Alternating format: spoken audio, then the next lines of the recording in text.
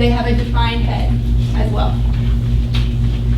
Okay, they have bilateral symmetry as well. Chop off his side and do it.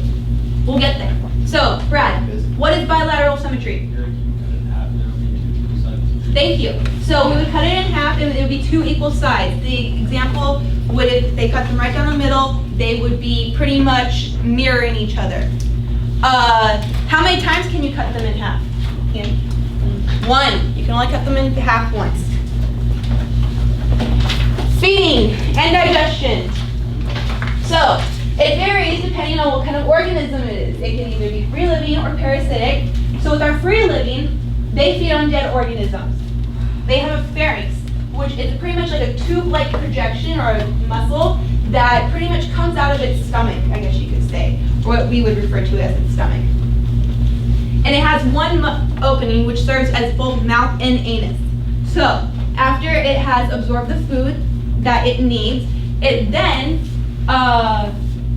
takes all the nutrients from it and then regurgitates it or expels it through the same projection. So real fast, right here would be the example of the pharynx.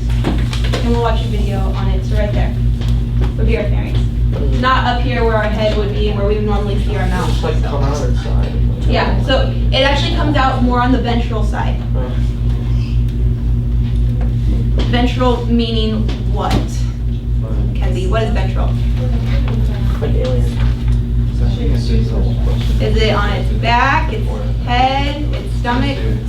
Stomach, very good. Ventral, that's kind of like stomach. All right, parasitic organisms or flatworms.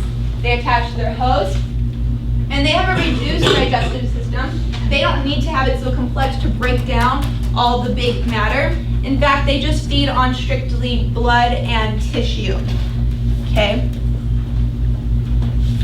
Which would make sense why it would need to be in a host, because that is a prime place to have blood and tissue. They're very, very thin, and as a result, they have the ability to absorb nutrients through their cell walls.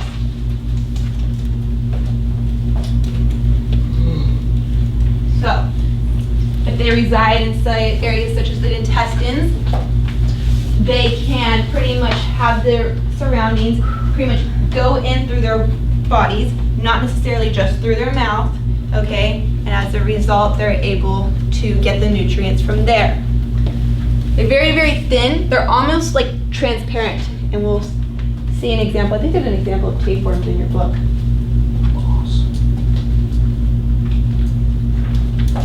Oh, we're ready? No. Nope, not yet.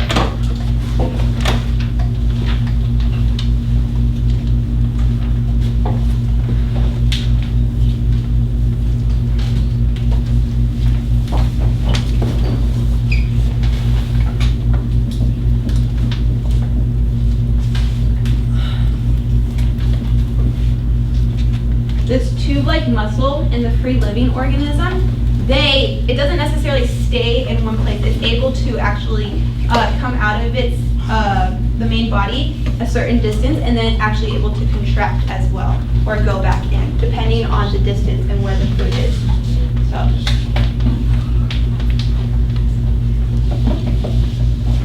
everyone ready to move on? Awesome. Okay, respiration, circulation, and excretion. So, they have no respiratory system or circulatory system. Respiration mean what, Sydney? What do they not need? Air. They don't need air, they don't need oxygen. So as a result, they're not going to have lungs. And circulatory meaning what, Alyssa?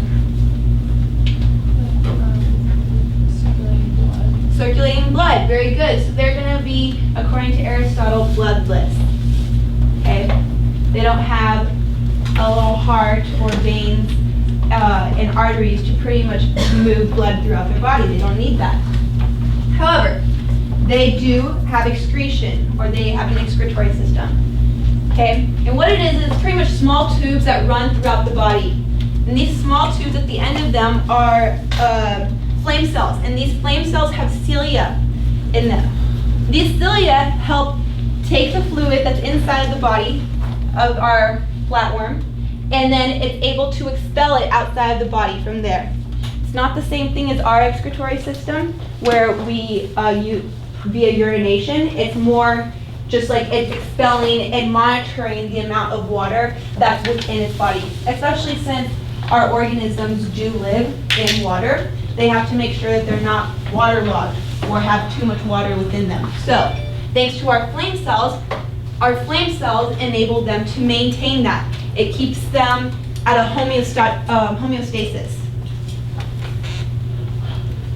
Jenny, what does homeostasis mean?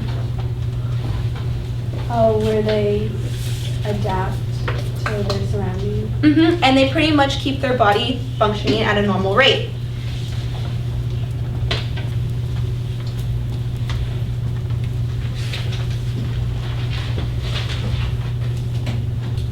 Everyone ready? Awesome. Okay, and in order for them to be considered living organisms, they also have to respond to stimuli, which is one of the classifications of our animals. They do have a nervous system. And what it is it's pretty much two nerve cords with tissues in between them that kind of look like a ladder.